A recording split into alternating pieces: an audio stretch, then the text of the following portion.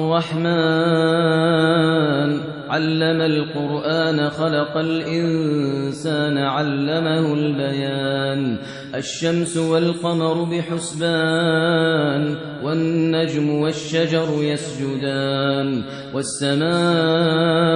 رفعها ووضع الميزان ألا تطغوا في الميزان وأقيموا الوزن بالقسط ولا تخسروا الميزان والأرض وضعها للأنام فيها فاكهة والنخل ذات الأكمام والحب ذو العصف والريحان فبأي آلاء ربكما تكذبان خلق الإنسان من صلصال